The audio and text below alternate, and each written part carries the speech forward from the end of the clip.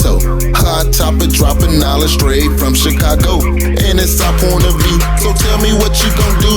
Drop a line, don't be lying, trying to get with the crew. Cause we be talking them facts, exposing them fiction. Man, it's so real that we be causing some friction. Probably something you missing, ain't no need to be dissing. Just relax here and listen, because we spittin' and sippin'.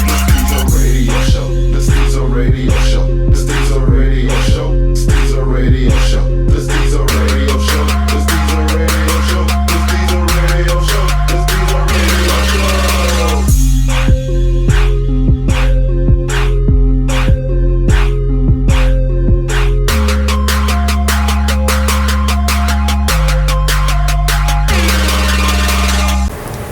Alright, y'all, welcome back to another edition of Stezo Radio.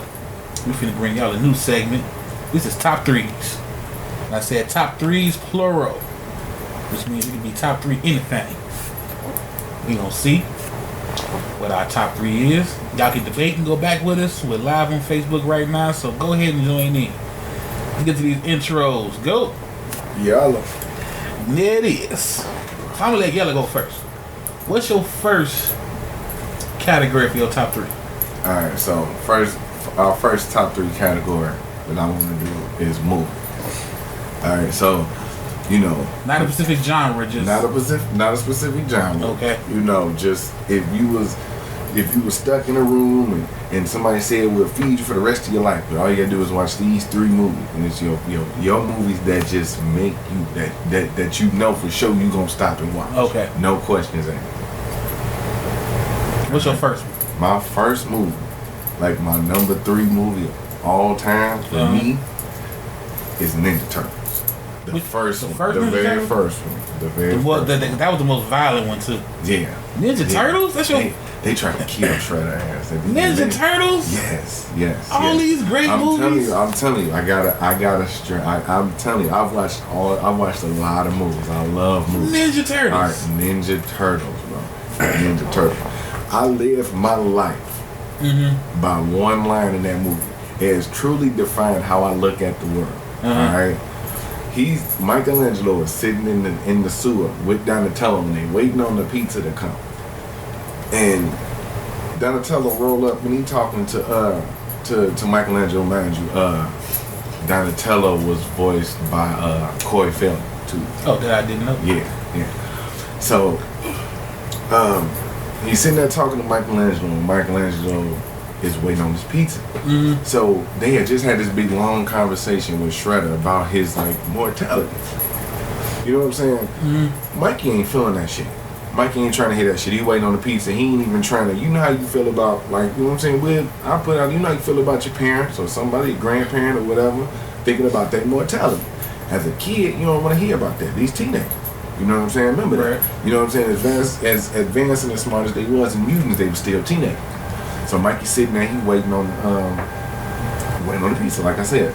So Donatello's talking to him, he's trying to, man, what about, you think about what Splinter said? He said, just ignore it. Pizza dude's got 30 seconds. He ain't even trying to talk to dude. So pizza guy pull up.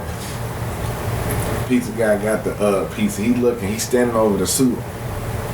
He looking at the address, 122 and an 8. Right. What the hell is 122 and an 8? It's down here, dude. Guys up under the Michelangelo right up under. They exchange the money.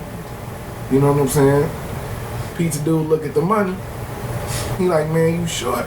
He was like, you know what I'm saying? You gave me 12. The tab's 15. He was like, you 3 minutes late, dude.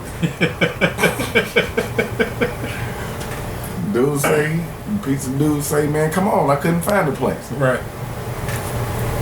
This line right here is to find how I look at people. He said, I couldn't find the place. Mikey said, wise men say forgiveness is divine, but never pay full price for late pizza.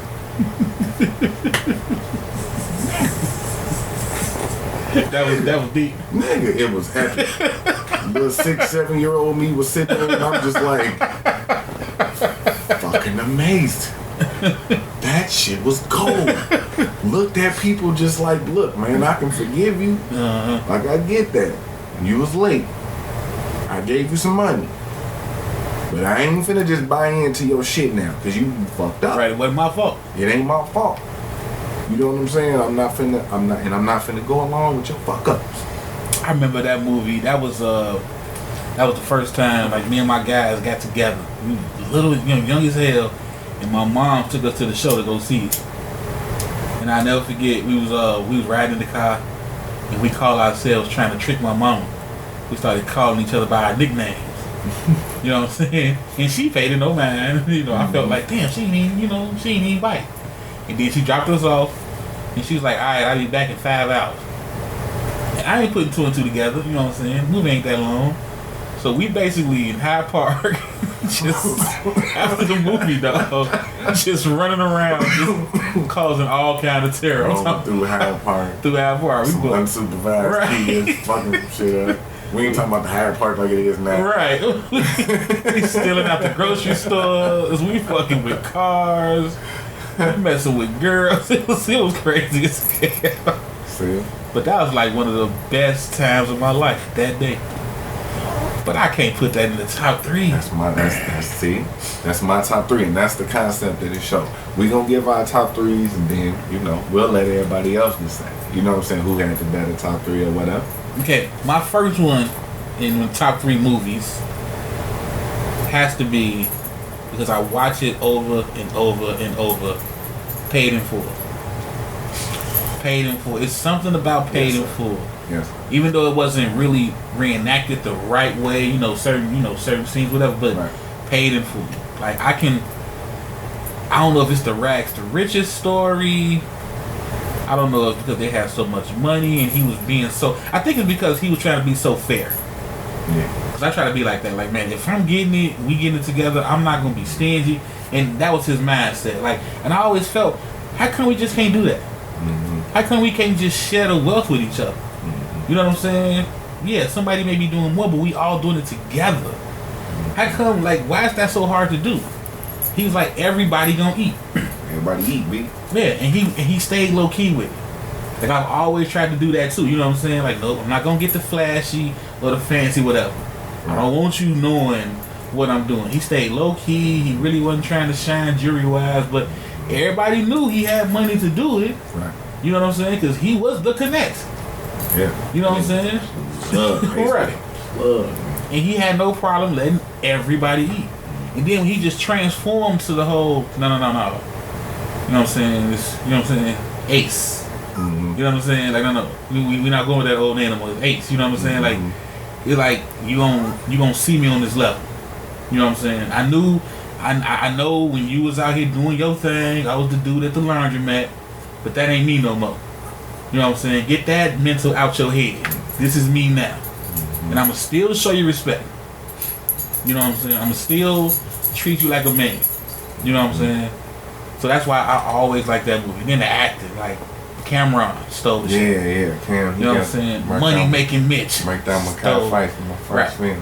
Stole the show. You know what I'm saying? Like the acting was so damn good as far as taking the time that everybody remember, but you don't really know. Because all we saw was the flash. Mm-hmm. We just saw the money and but we really didn't know the people. You know what I'm saying? Like why they did it. Mm-hmm. And then it also showed that addiction to the money. That whole question, like, man, y'all make so much money, why don't y'all stop? Is well, we don't know what else to do. And we addicted to the life now. You know what I'm saying? And that like you say, as far as scenes go, when Mitch say, yeah, nigga got dough, nigga can leave the league. But if I leave, the fans still love me, man. You know what I'm saying? What he said? I'm feeling like Jordan, Bird, or Magic. You know what I'm saying? Like, that shit felt real. You know what I'm saying? Yes. He like, if I leave, they still love me? Yes. You know what I'm saying? If I get out the game, go legit, am I still money making Mitch? You know what I'm saying? Man, that movie came out when I was just getting into my teen years. That movie created so many drug dealers in the early 2000s. It's ridiculous. Like I said, I compare that to the same way some drug dealers in the 80s felt about Scarface. Yeah. And what was it, Kings of New York, I think. Yeah, Scarface, Kings of New York. Yeah. And I ain't gonna say Superfly because that was a little before all that. Yeah. But Paid in Full was that for the 2000 teenagers. You know what I'm saying? That was our shit. You know what I'm saying? Motherfuckers was walking around calling each other B for a hot second. That shit. Yeah, that New York lingo got on my damn nerve in the shadow. Yeah. Motherfucker hang the phone up saying one, I say two on purpose. But yeah, that's definitely, you know what I'm saying? That's an epic ass movie. You know what I'm saying? I'll watch that too. You know, that's one of them when you flicking through the channels, you definitely gonna stop it. Yeah. You know what I'm saying? It's got some classic ass lines and niggas like, I'm broke, baby. Yeah. He's like, I know you got some money, Mitch. You like, I'm broke, baby.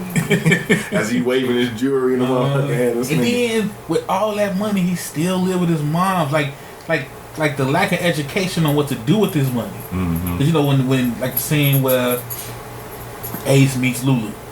Right. And he like, but you're not a drug dealer. You're not all. He's like, why am I not? Like he saw the other side to this game. You know what I'm saying? He seen this guy with the fancy apartment and the flashy clothes, but he was low key. You didn't know he sold drugs. You didn't know what he did, but you just didn't think it was drugs because your mindset of a drug dealer was what you saw in your neighborhood. Flashing and shit. And he did that. He did that when it was time. Exactly. You know what I'm saying? But most of the time, like she like when they were sitting in a restaurant and she was like, let's just be born together. You know what I'm saying? He was trying to be chill. He was trying to get some money so he ain't gotta work in them motherfucking cleaners no more. Exactly. That's all he was on. You know what I'm saying? Like, I'm not making enough here. Right. You know? And he was still trying to keep that job and do a little bit of hustle. You know what I'm saying? So who knows? He probably would have still been at the cleaners way longer than he was if that shit didn't go that way. And then that courage to step out and go talk to the connect. You know what I'm saying? Like, you don't even know these motherfuckers. But you know they serious because you seen what they gave dude. So it's like, how do you even, you know what I'm saying, have the balls to do that shit? Because you got motherfuckers now that don't have the balls to just even ask they fucking supervisor for a day off work. Yeah. You know what I'm saying? Yeah. That nigga hiding drugs at work. So yeah, that's my third. Alright, what's your second? Alright. My number 2 is gonna be a little change of pace. Pulp Fiction. Ooh. Yeah. Alright. Yeah. I watched Pulp Fiction probably more than close to my number 1. Like literally, it's not number 2 for a reason. I watched this movie way more than I probably should have. You know what I'm saying? The actors, the characters, the way the story was told. I love stories that's told like that. I don't always like stories told A, B, C. Yeah. You know what I'm saying? Throw R over there. You know what I'm saying? By M. You know what I'm saying? See what happens when you do some shit like that. You know what I mean? Just like the scenes in there. You know what I'm saying? The shot of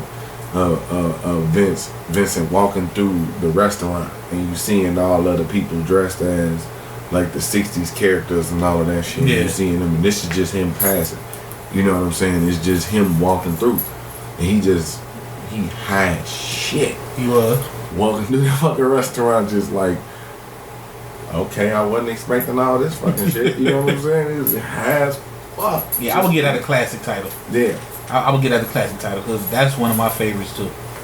So Pulp Fiction. So it gave you a glimpse of what putting a bunch of stars together fluently looks like. Would you consider all of them stars at the time though? Because I was talking to somebody about that because that was like the rebirth of John Travolta. Samuel L. Jackson was Samuel, but I wouldn't say he was a star. And then like Ving Rhames, he wasn't a star, he was known. And then what's her name? Uma Thurman. Yeah, Uma Thurman. Were they like, you know, like stars? This movie was what created whatever their careers ended up being. Right. I agree. Everybody's career trajectory went up. Depending on if it went down after that, whatever. But for a long time, their career trajectory went up based on that movie alone. because it was all great roles. And it put Tarantino on the map. On the map. Tarantino, one of my favorite directors. Mine too. Of all time. I know it's a lot that he make a lot of movies. You know what I'm saying? There's been a lot of controversy. Motherfuckers don't like him writing the nigga. You know what I'm saying? Writing nigga in the man. Look, if a white person can write nigga so well, he do it very well. God damn it! He does it artistically. It's an interview with him with Sway. If y'all want to go watch that shit, it's really good. He explained all that shit. He put it very artistically, talking about it around the time that Django came, which is another awesome ass. Yeah, I like that one. You know what I'm saying? But Pulp Fiction, motherfucking, goddamn, say what again, motherfucker? Say what again? I did it. I double did it. That shit right there. Everybody done said some version of that to motherfucker they was mad. For real. Every person. You know what I'm saying? Like the Bible scripture that he said. You know what I'm saying? Then when he broke down what he thought it meant, and now he think it means this. Man, that one scene. Man, how it switched the whole feeling of the movie around at the end. Yeah. These niggas end up being the good guys at the end, saving all the people and shit. Yeah. You know what I'm saying? As they had this conversation of where they're gonna part ways. Because believe when they leave there, he told them, man, I'm finna go walk the earth, bro. Right, I'm out the game. You know what I'm saying? I'm finna go walk the earth. That's a fucking bum, Jules. You're gonna be a bum. He said, you gonna walk the earth like Kung Fu? It's crazy you say that because my number 2 is a Quentin Tarantino. And I'm gonna say Kill Bill. But I mean 1 and 2 because it was supposed to be one movie, but Kill Bill. Okay. I love that movie. You count both movies as one? I do. I count both as one. Okay. You know what I'm saying? 'Cause I mean, it would have been long, but I mean, it's still to me one movie. And it's just the breakdown of the characters, her getting her revenge, and the way it kicked off. Like that first fight scene with her and Vivica Fox. When the daughter comes home, and she telling her like, it wasn't my intention for you to see this, but if you grow up and you feel some kind of way, you know what I'm saying, I'll be waiting. You know what I'm saying? That shit was dope.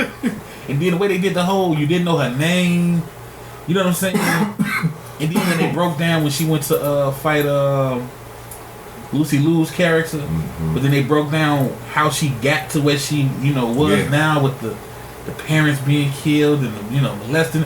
It was just like all of that was like that movie. I still watch that shit. You know what I'm saying? I watch it at least once a month. You know what I'm saying? And that like Pulp Fiction made me a fan of Tarantino, which made me go look at his other works, Reservoir Dogs, and there was another one. I think it was called Sea of Love. No, True Romance with Christian Slater. You know what I'm saying? Another one. So I watched all this other stuff like, oh, okay. And then it let me see his growth. True Romance, Reservoir Dogs, Pulp Fiction. Forgot what came after Pulp Fiction. I want to say Kill Bill. I think Dust Till Dawn. Yeah, I think you're right. And I like that one too. Yeah. You know what I'm saying? Yeah. But it's like you see his progression up to the Django. Dude, we could have did a whole top 3 motherfucking. Because Inglourious Basterds is that's one of my favorites. But it wouldn't make my top 3 list. But it showed the growth. You know what I'm saying, of him. I'm not gonna lie. If Pulp Fiction was never made, Reservoir Dogs would probably be number 2. Yeah, because that was actually good. Yeah. But I don't know. Sometimes I feel like Reservoir Dogs was the part 1 to Pulp Fiction. It's in the same universe. Yeah. Like Quentin Tarantino was probably the first dude to like really make and like create his own universe like that, like where it was a bunch of successful movies. It might not have been as successful as like Marvel or shit like that. Right. But his universe was definitely connected. And it made me one thing it did. And it only did this because of the beef that he had with Spike at the time. It made me think Spike Lee got such a backlash because he kept using the same actors. But then I'm seeing Quentin Tarantino's work and he did the same damn thing. Never got the backlash. You know what I'm saying? So it's kind of like, that was something that me being me, that I noticed. Cause like I said, I didn't see his previous work, but shit, he had Samuel L. Jackson in True Romance. Mm-hmm. You know what I'm saying? Mm-hmm. He had damn near, I don't want to say the whole cast, but when you look at Reservoir Dogs and then you look at Pulp Fiction, you seeing some of the same, if not all the same faces, just in different roles. And then you had the same people that showed up in Kill Bill. Exactly. Yeah, you have pretty much all the same people who showed up in Kill Bill, pretty much. Yeah, I didn't see the switch up till Dust to Dawn and, the Inglourious Bastards and, of course, Django. But I guess those were period pieces. I mean, he still could have put them in there, though, now I think about it, but I guess period pieces wise, he didn't. Alright, so what's your final? What's your number one? Alright. Better not be Turtles 2. See the ooze. No, hell no. I'm Go Ninja, Go. Arguably the greatest movie song of all time. Original movie song of all time. Rap Ninja. Rap. You can't act. Don't act like y'all weren't bumping that. Alright. I know y'all can't see it, but Stezo can see it. It's on my fucking keychain. Okay. Alright. Which one though? The 1989 Batman. The Michael Keaton, the first one? Right. That one better than The Dark Knight? Yes. I have watched that movie more than I've pretty much seen any other entertainment there.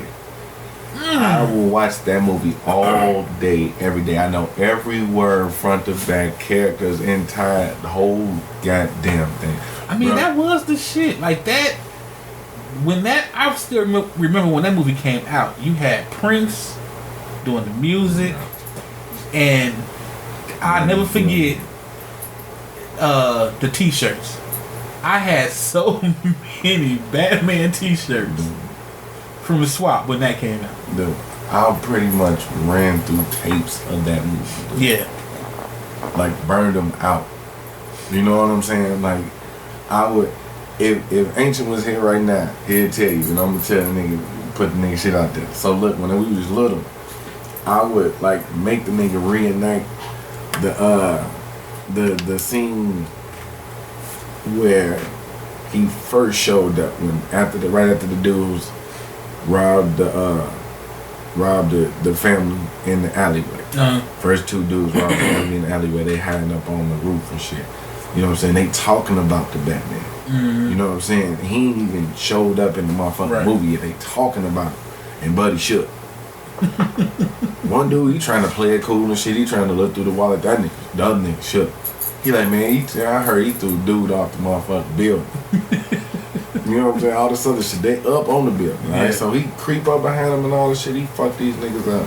He holding the dude over the thing. I used to grab this nigga's shirt just like how Batman was holding up on holding dude over the building. And I'd be like, tell all your friends about him. Like, what are you? And I'd make them say that shit. I was little, you know what I'm saying? So you know how the kids is, they would like beg you into submission to fucking play with them and do some shit. And it was pretty much just me and him. Yeah. You know what I'm saying? So he was stuck with it. You know what I'm saying? So I would make him do that shit, bro, and that was my scene. And it's funny because just recently I found out they said, what are you? Instead of who are you? Blew my whole fucking life. Dang. I had to go watch the movie back like 10 times to make sure I got all the shit. Dude. Yeah, that was a classic. Like the release, I just remember the release being so big. Was it Taco Bell? It was everybody. Yeah. It was Coca-Cola. Or was it McDonald's? They had the fucking Batman burgers and that was a big ass release. And then Jack Nicholson, he killed it. Probably has one of his best roles. Exactly, in a comic book movie. Yeah. You know, because back then they wasn't taking it serious. You know what I'm saying? Like it's a comic book. Yeah, it was probably at the time because it's the comic book movies have so many now that it's arguable. But to me, at the time, Batman was probably the best origin story of a comic book movie. That's funny too when you think about it because, like you said, now comic book movies are every day. Yeah. You know what I'm saying? But back then, you just had Batman and Superman. Yeah. That was it. Yeah. And I want to say, because I'm trying to think if the Batman TV show, what was his name? Adam West. Did they ever do a feature film. They did. Yeah, but it really, I don't think it was pretty much a 2.5 hour or a 2 hour, you know what I'm saying, episode of Batman in the 60s. You know what I'm saying? Mm-hmm. So the first actual like blockbuster, like we put some real money into this shit. You know what I'm saying? Yeah. It's like the 80s, so like production level was higher. Yeah, that was 89. You know what I'm saying? 89. Yeah. So, and I'm born in 87, bro. You know what I'm saying? So that movie pretty much carried me my whole life still. You know what I'm saying? I just remember when I heard Prince was doing the soundtrack, I was like, oh shit. No. I never knew another movie that had a soundtrack done by somebody on that level. Tell me a better soundtrack.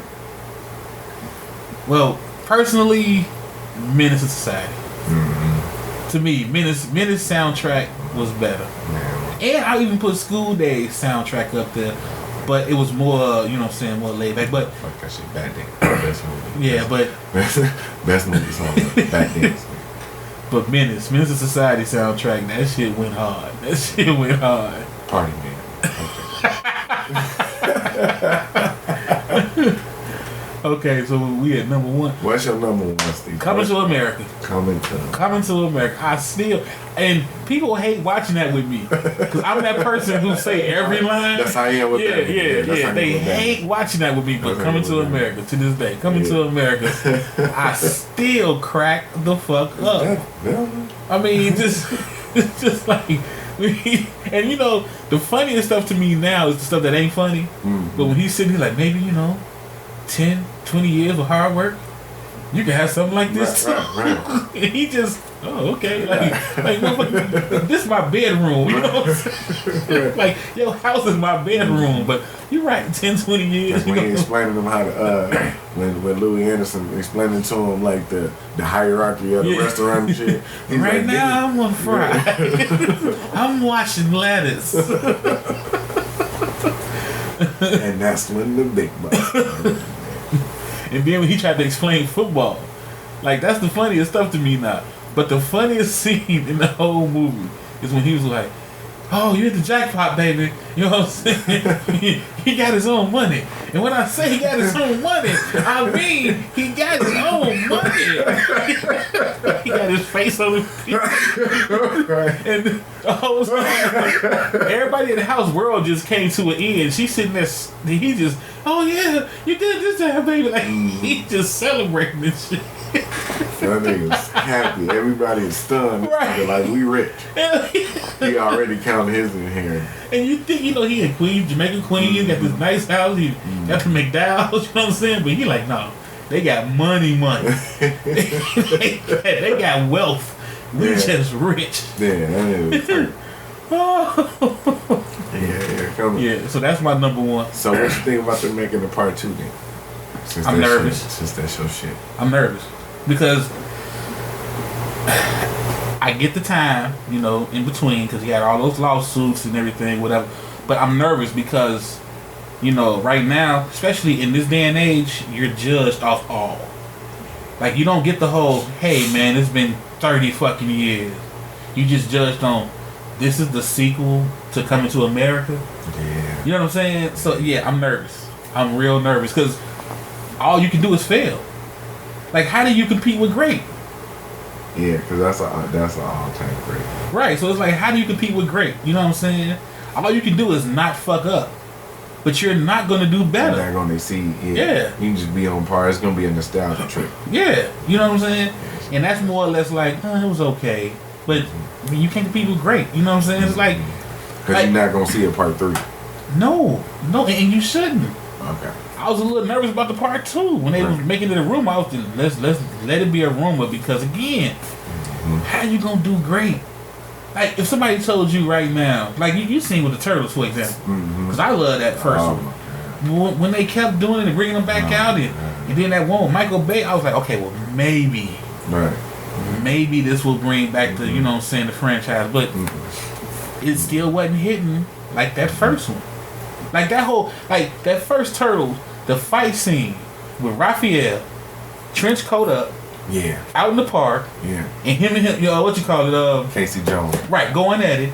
That whole fight scene, That shit was cold. Yeah, dude. Like, just to go back on that movie, the rooftop fight scene between the Turtles, Splinter, and the Shredder, it gotta be like one of the top 5 like final fight scenes. These niggas was on the roof. They was getting it, Joe. Like they was, you know what I'm saying? They was. It wasn't like, okay. You know how you watch a fight movie and it's like one dude attack, he get his ass whooped, and the dude attack. Right, next. They was all rushing this. All the Turtles were rushing Shredder ass. He was fucking their ass up. I mean, Shredder wasn't going. Those fight scenes were so cold that they said, "Hey, this was maybe too violent for kids." That's why Secret of the Ooze was so tame. Probably my goddamn brother. You know what I'm saying though? Like, but at the time we didn't think it was too violent. Yeah. Because from the cartoon, this is what they do. Yeah, because by the time, like, okay, like Turtles 2, like, okay. It was good only because I just like watching that shit. It was funny.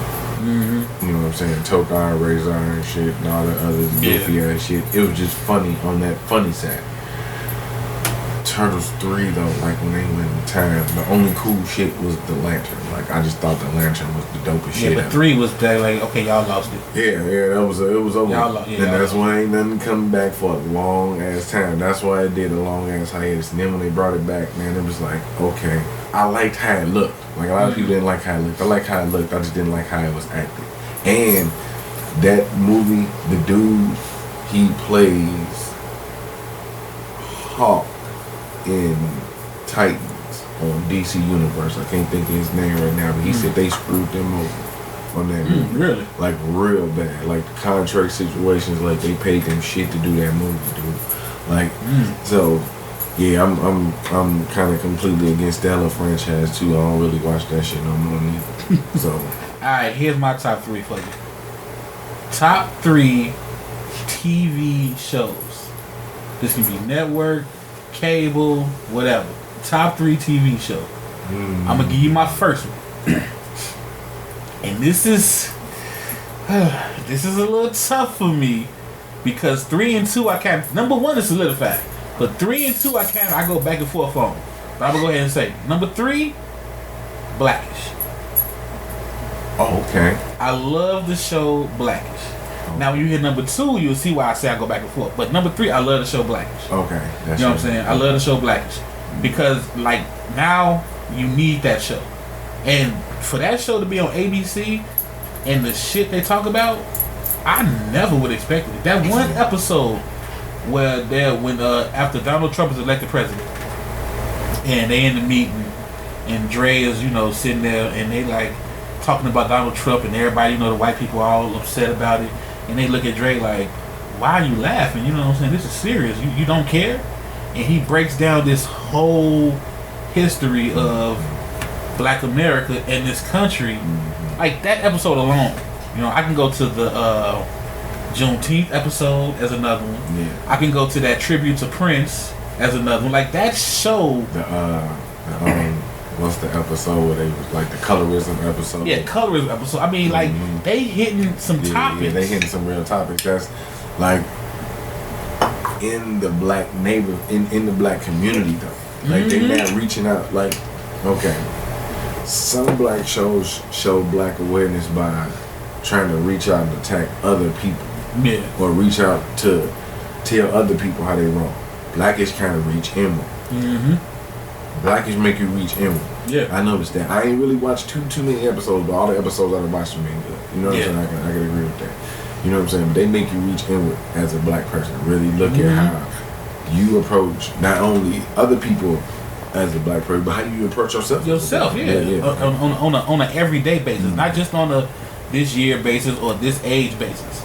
Like when there was one episode, and it was of course it's a comedy show, but when Pops hit retirement age, and they start breaking down like, who else black man hit this age? Dude, I had to look around my family like, shit, he right. Never thought about that though. You know what I'm saying? But he was fucking right. It ain't that many. Shit, that don't have money. That's not celebrities, you know what I'm saying? And even in that area, they dropping. Yeah. You know what I'm saying? With money. Yeah. With fame, with notoriety, they drop Yeah, it. because if you think about who playing that character, you know what I'm saying? Exactly. As a legend that he is, you know what I'm saying? Lawrence a motherfucking legend, bro. He a living legend. You know what I'm saying? That's one of our living legends right there. And we don't really hold them up like we should. You know what I'm saying? I mean, I'm not saying we got to bow down, but we don't look at them as living legends. Yeah. You know what I'm saying? But you look at Prince and Michael Jackson and Tupac and Biggie down at a young age. It's like, you know what I'm saying? It's like we kind of used to it. You know what I'm saying? Yeah, but that's because unfortunately we go so young like that. You know what I'm saying? Exactly. Exactly. So yeah, Blackish is my first on my. You know, what's your first one? All right, my first one. It's gonna be kind of weird, I know, but this was the first show that I came home every day to watch, and it was when I was little, and it's Mighty Morphin Power Rangers. You got a theme. Motherfucking shit. I know, cause I mean, I grew up in that era. You know what I'm saying? I grew up in like the cartoon era and shit like that. So when you say shows, like that show, I can remember coming home from school to watch that show. You know what I'm saying? And that'd be the show that I watched while I did homework. You know what I'm saying? So that was my shit. So it had an imprint on you. It was the storytelling. It was the evolution of like how these kids went from being young, and you know what I'm saying? It's like the responsibility of being a teenager and growing up and making decisions, you know what I'm saying? Because you out here, he gave him them powers and he put them out there. You know what I'm saying? And he allowed them to make the decisions that they made with it. Dude, think about it, man. A bunch of teenagers with superpowers, I just ran off and did some old stupid shit first. First thing I would have did would have been like trying to throw a rock through the motherfucking get them ozone or some shit. Or getting back at anybody who bullied you ever in life. Hell yeah. Right. I could turn into a superhero at any minute. I could morph into the fucking like strongest person on the fucking planet right now. Yeah. Let me ask you, because you said Power Rangers, because I think you probably understand how I feel about Coming to America 2.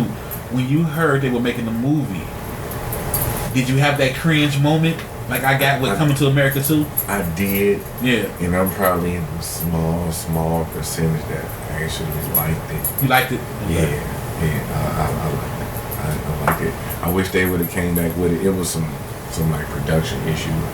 But dude, that show, the Power Rangers show, came from like one of those Japanese shows that's just like that, like Voltron or some shit like that. That franchise basically has been going on since like the late 60s, early 70s. Right? Do you watch that shit on Netflix, The Toys That Made Us? I'll probably watch some shit like that. You gotta check out the Power Rangers episode then, because they break down that whole lineage. Oh, dude, the toys at that time from that show, bro. It was like a holy grail toy for me. Was the fucking Green Ranger that the head flipped over. It was like, and they brought those up. Man, they said the flip heads was the game changer. Dude, when you had the fucking Power Ranger, when you had the Green Ranger with the gold motherfucking vest, and his head flipped over, and it was Tommy on one side, and you can flip back over, and you man, look, that was dude. When the Green Ranger came out, that changed storytelling for all. Dude, I promise you, for any type of show like that, any type of show in that era, the Green Ranger saga in the middle of the Power Ranger story is some awesome fucking storytelling. Yeah. How they brought Tommy in, you know what I'm saying? He was cool at first. He was, you know what I'm saying? He came in, he was cool. Motherfucking Jason was fucking with Kimberly. Kimberly started liking the Green Ranger. She started liking Tommy because he was the new kid. Jason like, what the fuck? You know? Billy like, I'm just trying to build some shit. Trini, who actually died in a car accident in like 99, the Yellow Ranger. Okay. Yeah, she like that was the Asian, right? Yeah. Yep, she died in a car accident like 2. I ain't know that. Yeah. This is like one of the only ones who like passed away or some shit like that. But you know what I'm saying? Yeah, because the Black Ranger's still getting work. I be seeing him on Facebook. Yeah, he was just over there motherfucking breakdance. Yeah, he's still getting work out here. You know what I'm saying? But it was a combination of a bunch of different personalities too. They had diversity. Yeah. You know what I'm saying? They had more than one you know what I'm saying? I guess for lack of a better term, they had more than one stereotypical person. Yeah. You know what I'm saying? Everybody played the stereotype. You got the cheerleader, you know what I'm saying, all of that. You know what I'm saying? The breakdancing brother, you know what I'm saying? Yeah. The kung fu Asian girl, the smart kid, the jock, and he was the leader. And he was the leader. Yeah. You know what I'm saying? And here come the bad boy who the cheerleader started liking, and that's the motherfucking Green Ranger. Nigga, the flip head Green Ranger. Trust me. Yes, I'm gonna go watch that. Okay, my number 2, and again, like I said, this is why 3 and 2 is a toss-up. My number 2 is Martin. The Martin show changed me. Like Martin, because around that time I was, teenage, but like the 12, 13, 14. So, no bullshit, I always wanted to get a girlfriend just to break up and get back together, like him and Gina used to do. You know what I'm saying? I really thought that's how relationships went. That was my first, besides, A Different World, that was my first time seeing what I consider young people in relationships. And A Different World was different because they was in school. Yeah. You know what I'm saying? Now, when you in school, you kind of forced to be around each other. Exactly. Yeah. But these were, young black adults. Yeah. You know what I'm saying? He could have been an easy bachelor. He had his boys. Episode 2 could have been crazy different if Gina was just like, fuck this nigga. Yeah, you know what I'm saying? He like, fine, leave, Gina, leave a step. And then, she, like that, the Martin show, man, for real. Like sometimes, because I'm not a groupie, but sometimes I know if I get the chance to meet these people, I just want to tell them thank you. You know what I'm saying? Because I think sometimes they get the idea of, I guess my show is important, but I don't really think they get it. Mm-hmm. Like right now, best example, The Breakfast Club. Yeah. They don't understand how important that show is right now. Yeah. It's always later on they look back and they see the fruits from that show. Yeah, because they've been so They have introduced me to so many people I've never heard of just because of that show. And I feel that's that's how Martin was for me. You know what I'm saying? Like, you didn't have there was no negative crime element. You know what I'm saying? There was no negative black stereotype. You know what I'm saying? That wasn't, I guess there to be made fun of. And they were successful. That too. You see what I'm saying? That nigga wasn't like, he wasn't like struggling like, okay, not to be like that, but he wasn't struggling like James. Thank you. That nigga had a TV, he was on TV, he was on radio, Right. He had money, you know what I'm saying? He could afford a nanny who motherfucking shrunk his Greg Hill jersey. He had his own place. Right. He can afford a new headboard that Gina got a big ass head stuck in. Right. Them niggas had money. The gear stayed fresh, the shoes stayed fresh, and and the fucking jokes was just, my favorite fucking scene is when they reenact the fucking scene from New Jack City. When somebody stole Martin's stereo. Yeah, they all wearing black. I mean, nigga with the fake dog and shit. Right. You know about That's it. Come on, now. Yeah, that's classic scene. I mean, for real. You know what I'm saying? Then the whole back and forth. Then you didn't have that whole, the light skin are the good and the dark skin are the bad and the darker are the evil. It was just, and then he introduced hip hop. Yeah. You know what I'm saying? Like, that was my first time seeing Outkast on TV. Yeah. That was my first time seeing Outkast on TV. Yeah. I mean, as far as, not just the music video. Because they wasn't on BET getting interviewed like that. You know what I'm saying? So, that was the first time I seen them outside of seeing players ball. And, just like, oh, man, look at them. They the same height as Mark, I think my favorite Martin episode is the one with Biggie. Man. Yeah. The one with Biggie gets slept on. Yeah. The one with Snoop gets slept on. Because one with him and Biggie, it was kind of like boys. Yeah. It wasn't this whole, hey, come on, radio station. And we don't. No, they was more like boys. And I don't know if Biggie or Snoop had acting lessons, but it seemed fucking natural on the show. You know what I'm saying? They was cool with it. They did good ass jobs. Biggie, you know what I'm saying? I like that. I like that episode, not just because like Biggie is like probably my favorite rapper. You know what I'm saying? That fucking scene at the end with Gina and Pam sing on that motherfucking stage. When motherfucker, I think Pam came out motherfucking singing Stephanie Mills or some shit like. Oh I'm dead. I'm dead. That's my favorite scene. Yeah. You know what I'm saying? That's my favorite scene. I mean, he really introduced a lot of people on that show. Like I look at it now, you know what I'm saying? Of course, he had Kid on there. Mm-hmm. We already knew Kid, you know what I'm saying? Mm-hmm. But then like the episode with Keith Washington, you know what I'm saying? And then he bring on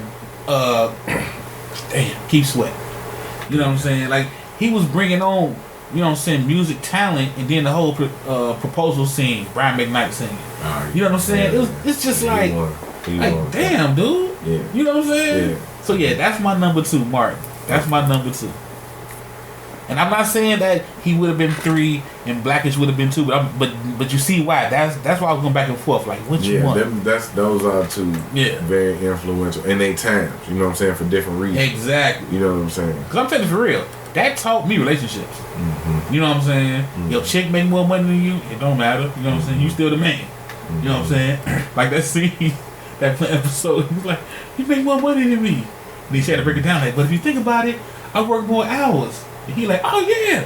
You know what I'm saying? and he was good. You know what I'm saying? Right. See? Not too many problems. Alright. So whatever. My number 2. Your number 2. No. Cause your number 2 was No, my number 3 was the Power Ranger. Oh yeah. Right. My number 2 is Weeds.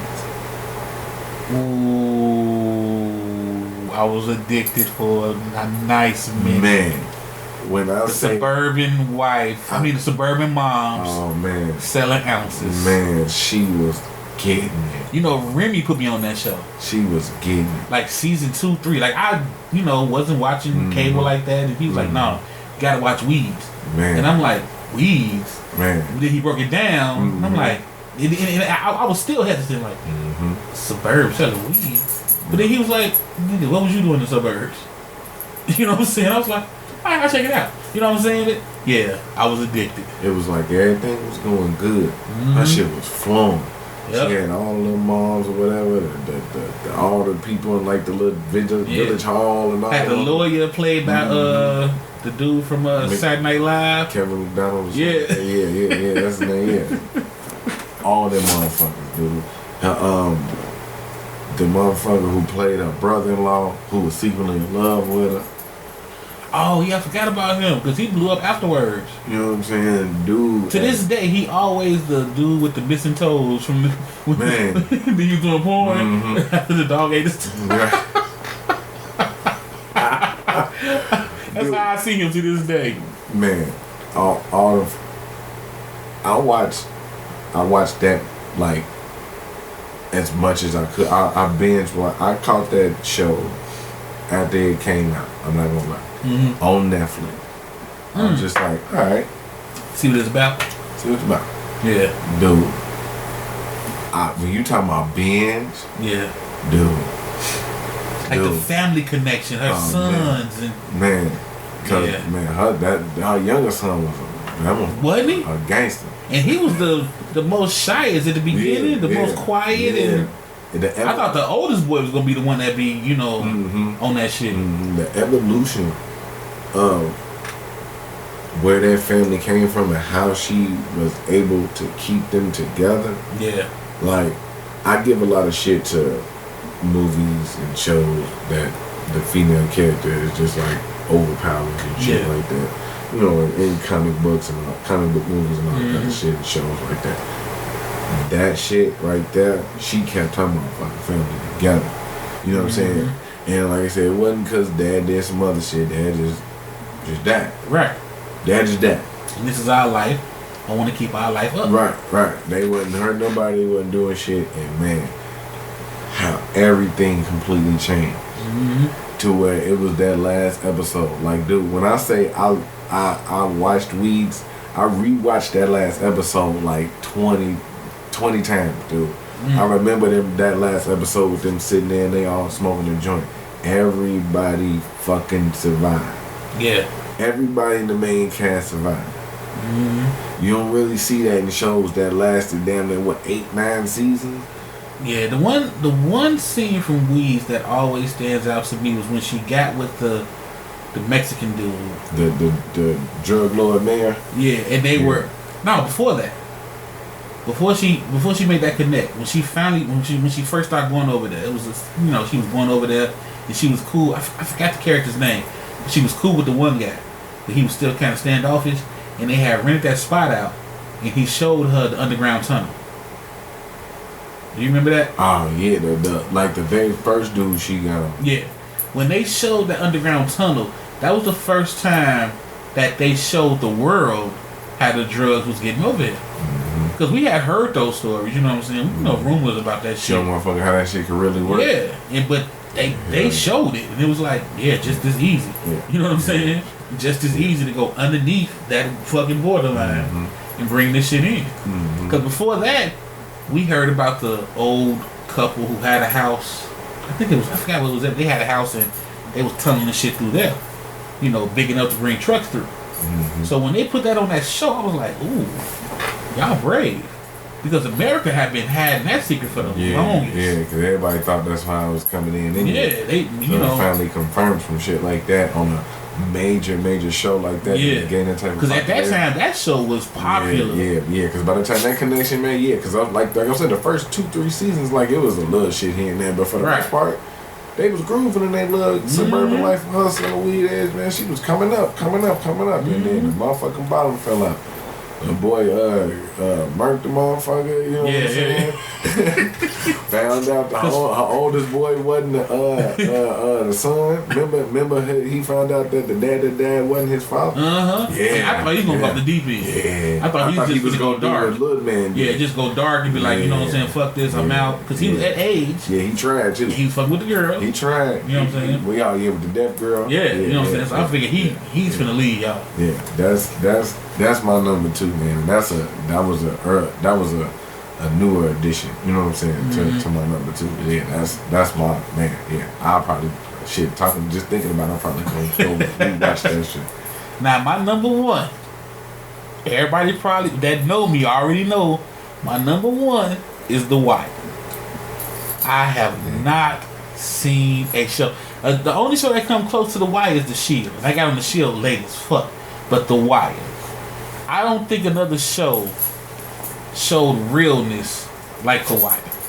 Now I get they had to, do some extra shit, but they kept it like The Wire season 1. Oh motherfucking good. Season 2, like the real fans know, but it did show the product coming in. But season 3 came back. The Wire, oh my goodness. Name me another show. That's why I hated Power so much.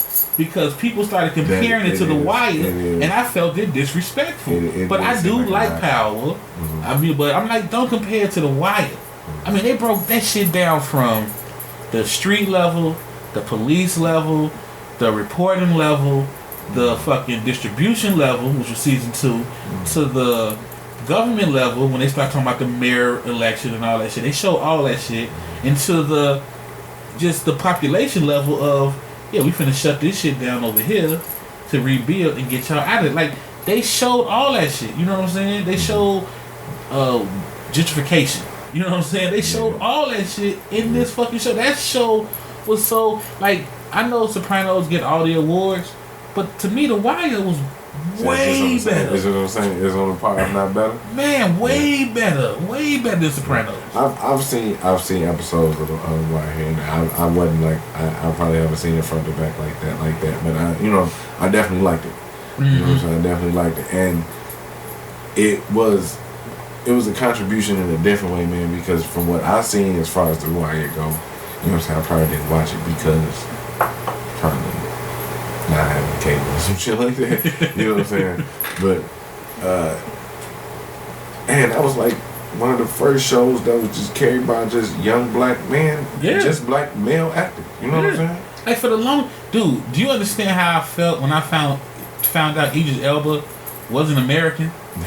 When I heard him talk with that British accent, I felt deceived. I felt lied to because he pulled out Stringer Bell so real. Like I was like, wait, that's not your natural tongue. And like, they gave you a lot of dudes that continued to have good careers. Wallace. Yeah. Michael B. Jordan. Mm-hmm. He died in season 1, but to this day, he's always Wallace. String, where's Wallace? Where's Wallace? String, like, dude, that show, oh my goodness. That was the first show that we used to be like, oh shit, it come on Sunday, we can watch it Saturday at midnight, and we made sure we watched it Saturday at midnight just to see it early. That was the first show. That was the first show that made me cancel my HBO. And I only got it again when it came back. You see what I'm saying? Mm-hmm. I will pay for HBO just for The Wire, and then the last episode, cut that shit the fuck off. Cut that shit the fuck off. No more HBO. I don't care what else you got to show me. And HBO had shit, but I didn't care. You ain't had no new wires? Okay, fine. I'm good. I'm good. That shit over with. Yeah, that is definitely. That's my number one. The Wire. I know it's a lot of people. I know a lot of people who love that shit. Like my cousin brought me the box set, and when I tell you that was like one of the best fucking kills. I still got the box set. So it's in good shape and everything. Yeah. The whole box is still ain't no wrinkles, ain't no dents. That fucking matter of fact, that box set is right around my other movies. You know, right, it's off on its own thing. It's separated. That box set is its own thing. I feel you on that. Oh my goodness, way down in the hole, damn it, way down in the hole. I feel you on that. What's your number one? All right, my number one, my all-time greatest show, The Sons of Anarchy. Ooh, yeah. That's another one I got put on late too, but I fucking binged the fuck out of that show. Dude, I'm gonna tell you right now. I'm gonna go ahead and tell you. I'm crazy as shit, dude. I had a dream that I was in that shit one day. I ain't even gonna lie to you. On the bike and everything? Hell yeah, I was out there getting it, nigga. We was moving motherfucking guns and everything. I woke up and what the fuck? I was looking. I watched that shit so fucking much. And that was my shit. The way that the show started off in the first season was cool because it was like an introduction. It was an awesome first season. Let me tell you how I was put on the show. Remy say, man, some badass white boy biking gang who wear Air Force Ones. Yeah. That was it for me. I had to watch it. Yep. Yeah, I swear to God, he ain't lying. I fucks with Jack because that nigga kept it from fucking ones fresh. Yep. Kept him a fresh pair of white ones. How? Right on the bike. It couldn't have been the same. Couldn't have been. And then I'm not gonna lie, cause that's that in The Wire. But when Opie died, man, dude. Yeah, I choked up. Probably shed a little crocodile. I choked up. Probably a little crocodile. Because I didn't see it. Like the end of season 1, I didn't see. Yeah. And then him, I didn't see it. Yeah. That's why I love that show. Like the shit they did, I didn't see coming. Yeah. I really didn't. You didn't see none of that shit coming. Nope. It evolved, man. Like Gemma killing motherfucking I can't recall the name right now. Goddamn it. Motherfucking high right now, excuse me. But when Gemma killed. Fuck. When she killed her in the kitchen with that fucking prong with the mama? Yeah. When he killed Jack's wife. Yeah. In the kitchen. And she didn't know that they had set up the deal where everything was gonna be okay. Mm-hmm. Everything was gonna be cool. And it made sense how it ended because, like you said, like her killing her, you know what I'm saying? Because she was very pivotal. I mean, I didn't see that coming. So when Jax did what he did at the end, it made sense. Man. You know what I'm saying? I'm not even gonna speak about what they say on the end because if you listening, you ain't never seen Sons of Anarchy. I'm not even gonna tell you what he had to do. Right. I ain't want to say it neither, but possibly either way you look at it, either one of the greatest or most controversial endings to a show ever. Both. Because they kept it open. It's open, but the events leading up to the openness, and Mayans came after it, and dude, I still ain't watched it out of respect of Sons of Anarchy. I promise you, I ain't never watched the episode because I don't give a fuck about them. Fuck the Mayans. It was motherfucking Alright, before we log out, Can we give some honorable mentions? Like give me one show honorable mention. For me, it's Breaking Bad. Honorable mention, Breaking Bad. That was a great fucking show. Honorable mention, Breaking Bad. I would have to think, man. Who would I just slide into like the fourth slot? Yeah. What show have I really just watched?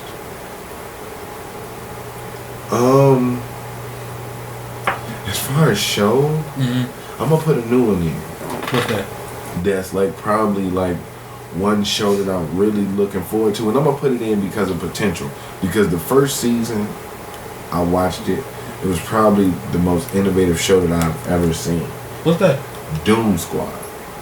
Doom Patrol. I'm sorry, Doom Patrol. Okay. It's on DC Universe. All right. Doom Patrol is probably the most creatively written show I've ever seen. Go watch it. I ain't gonna spoil none of it. It's called Doom Squad. Doom Patrol. Doom Patrol. Like I said, I'm a little fried. Doom Patrol. Okay. Doom Patrol. On DC Universe. If you're listening, go check that shit out. It's DC? Ooh. It's dude. Is it DC or is it good? It's now see DC Universe is different. Okay. Because DC Universe is like the app, they can put different kind of shit on there. It's a little darker. Like Titans is good too. I like Titans. But Doom Patrol, like I said, it's probably the most creative show I've seen. You know what I'm saying? It's probably Doom Patrol. I have to check that out. But yeah, I gotta give Breaking Bad an honorable mention. And you know what? I give Dexter was honorable good. mention. Dexter was good. I give Dexter honorable mention. Dexter was good too. Oh, and the Shield, like I said, the Shield, but Dexter was, Dexter was my shit. I think, do I have any more honorable mentions? That's not the regular. I'm not gonna say Cosby Show, a different word on it, but that's probably it for me as far as honorable mentions. As far as TV shows go, you know what I'm saying? Because it's like I wouldn't buy the collection of the Cosby Show, but I would buy the collection of Dexter. I would buy the collection of Breaking Bad. I got the collection of The Wire, and of course Martin. Oh hell yeah, I got the collection of that shit. You know what I'm saying? And then Blackish, they still going, so yeah. I don't know, man. In my history of watching shows, a lot of the shows that I've watched always seem to end, man. Like I watched plenty of shows. Like a lot of my favorite shows always had like one season. Like yeah, I got a bunch of those too. Like it was thanks to Fox. Fuck you, Fox. Remember, real quick before we wrap up. Remember when they had the writer's block? Remember they had the writer's strike a couple years ago on TV, and then it was like they was just cranking out little shows here and there that made it like that. All right, it was one show, and I can't remember the name off top of it. It was like Pushing Daisies or something like that. Pushing Daisies. But the premise was, I don't know if you remember it, but Buddy's girlfriend died. And he do some way bake a cake. Like he like a baker or some shit. And like he able to bring her back alive. But it was like for every 60 seconds she was alive, somebody else would die. Oh damn. You know what I'm saying? And he was like sacrificing his love and having her around. And it was like motherfuckers was just dropping dead. Because we live on Facebook. Keisha said, what about Raising Dion? You watched that yet? No. I liked it. Now I'm gonna be real petty. The kid in the first 4 episodes that on that show, he got on my damn nerve. He can't act. You know what I'm saying? But Raising Dion is basically a single mother who has to raise a child with superhero powers in their black. Oh, okay, no. It's the Michael B. Jordan show. He's the father, and he died, but it's just them two. It was good. I ain't gonna lie. I ain't had a chance to watch it. I'll go check. I'm still waiting to find out if Netflix gonna bring it back for season 2, because the way it ended was crazy. It was a great ending. You know what I'm saying? I didn't see it coming. It was a great ending, but I want that show to keep going. You know what I'm saying? Because that show got some legs. Raising Dion was good, and that child actor, he got better. Okay. You know what I'm saying? He got a lot better towards the end of the season. So give him time to mature. Exactly. But those first 3, just like he was really real raw. It was sketchy. Yeah, because by him being the fucking, you know what I'm saying, focal point, it was like you're watching him and it's like, dude, I don't know, because you don't want to critique a child, you know what I'm saying, but it was like, dude, you ain't that good at this acting thing. We ain't gonna critique him, we just gonna critique the people who hired him. Exactly. Yeah, but he ended up fitting the role, though. To me, he fit the role, and that is a good show. I'm trying to think though, because Netflix shows or Hulu shows, because Hulu had a show based off that cartoon Recess. I forgot the name of it, but they only did like one season, and I love that show. But they only did one season. It's been about 5 years, and it ain't coming back. You know what I'm saying? Right. But that show was good as hell. I forgot the name of it, because it was like the kids was cussing. You know what I'm saying? It was like, damn. Dude, it was a show last year on USA called Damnation. Damnation. That sounds familiar. It was on for one season. Okay. Fucking shit. I liked it. It was based in like middle America, Iowa in like the 1928s. You know what I'm saying? Like 1928, 1929. You know what I'm saying? Around the Depression, like whatever. You know what I'm saying? Like type of shit like that. And it was like, it's like a blend of time where you see the end of people living a certain way and the change of people living one way. Because it's like, you got people in cars and you got people on horses. You got people, you know what I'm saying, in the town who living in the hotels, and you know what I'm saying.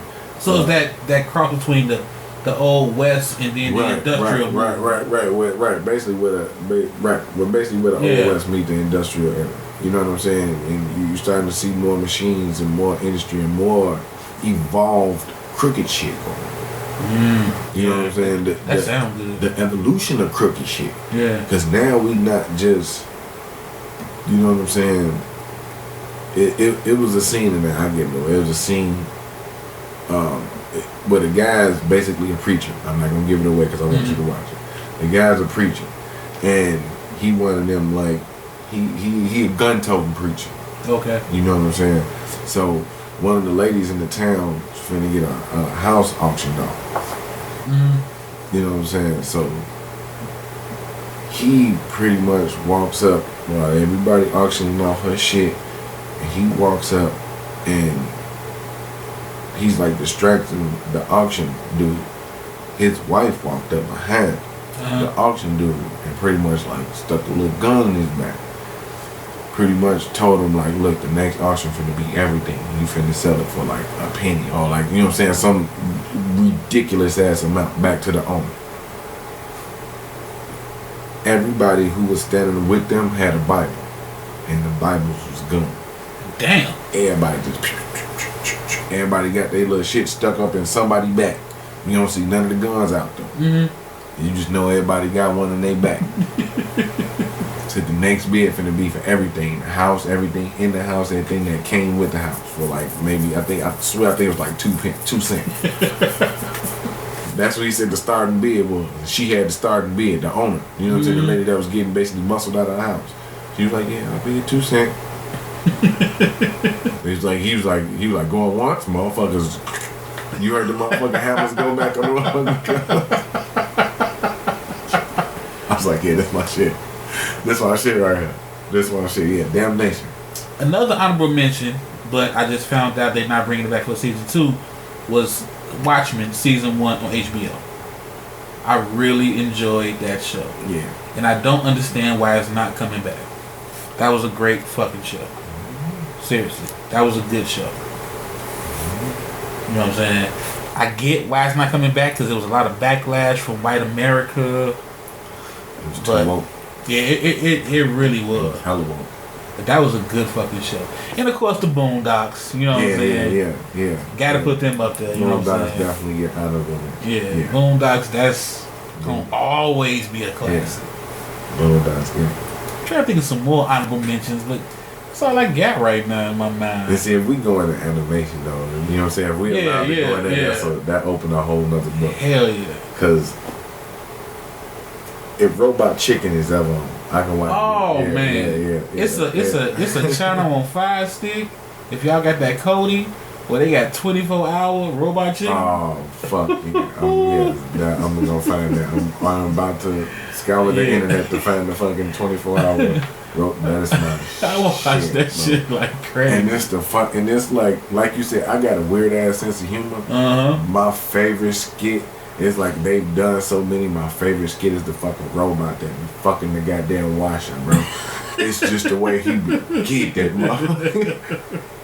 Oh, and South Park. I gotta throw South Park in there. South Park. Yeah. That I think South Park is probably the next show in line who has a great chance of breaking the Simpsons record. Yeah. On Family Guy. Of longest running, yeah. Well, see, Family Guy, I don't know. I love Family Guy, but I don't know if they're gonna be allowed to break the Simpsons record. You know what I'm saying? Mm-hmm. Because they just get more and more and more controversial. South Park has figured out how to do controversy and comedy. They be mocking the controversy. Yeah. You know what I'm saying? Yeah, you can't get mad at motherfucker mocking some shit that somebody else is y'all already talking about the shit. We just gonna right. Yeah. So once you get off that religious thing they was on for a minute, they just mock, like you said, mock the controversy. And South Park was innovators in animation too, with the construction paper cutouts and like the time they put into that shit. Yeah. Thank you. Matt Stone and Trey Parker snapped. Yeah, they snapped with that shit. So yeah, they got to get honorable mentions. They got to. Cause that fucking show to this day still funny. The way they tackle shit, like the last one I saw, the last one that stood out was they took Macho Man Randy Savage and made him a transgender.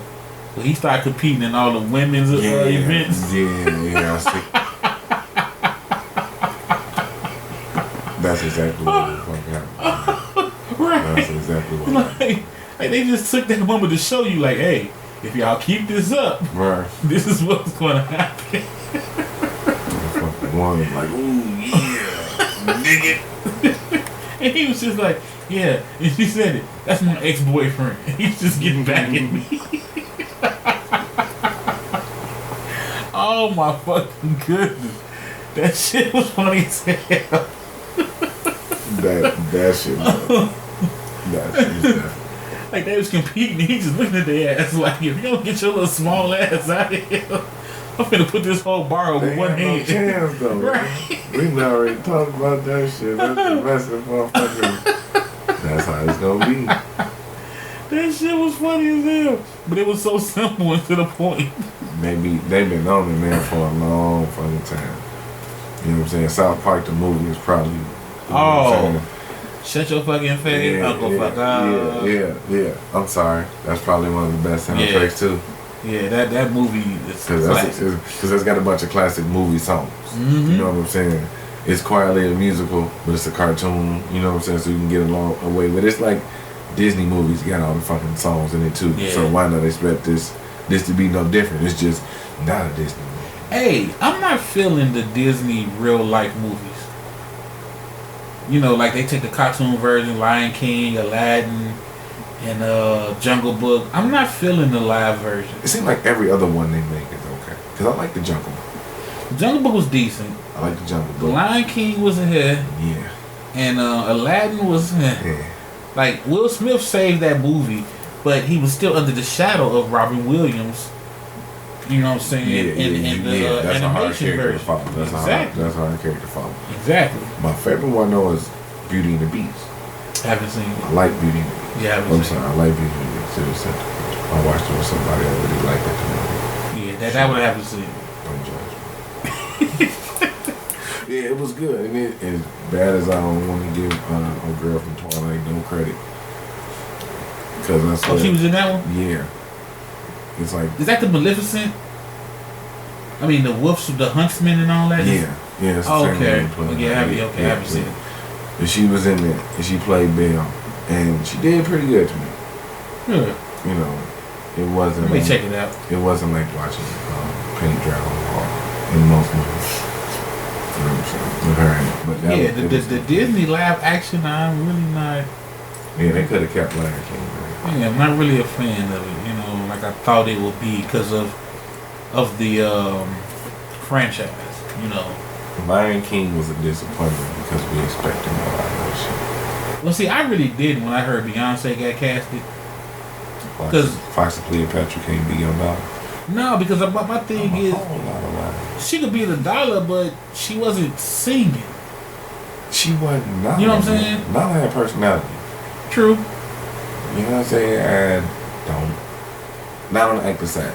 She cool. Right. Acting wise, no. But if you bring her in because you want to sing the songs, I get it. It was plenty of. It was. You could have put Tika Sumpter in that role. Yeah, I took Neil Long. If I was thinking of just somebody you wanted to give a super push, you know what I'm saying? Mm-hmm. She could have jumped in that role and fucking dude. If you want to check this out, if you wanted to like pay homage to somebody, you know like this. If you wanted to pay homage to somebody, I would have put motherfucking Cree Summers in that. Ooh, and she is the queen. The queen of fucking voiceover. Yes. When you see her list of work, dude, she's done everything. Yeah. Everything from fucking from Codename Kid Next Door. I was just gonna say that one. That was my shit. To the Rugrats. To the fucking Rugrats. She was Susie on the fucking Rugrats. Dude, she done been everybody. Yeah. She done been everybody. And she's been good. Yeah. Like it's not just just cause who she is. Dude, but she's been good. She plays I can't think of the little dog's name on Clifford. My little the little brown dog. Junior watched Clifford, yeah, the little dog with the little bows on their head and all that shit with her little scruffy voice. You could tell it's Cree Summers. Yep. You know what I'm saying? But dude, it's like her iconic voice seems to translate into whatever character it put her in. Dude, she would have just thrived as Nala.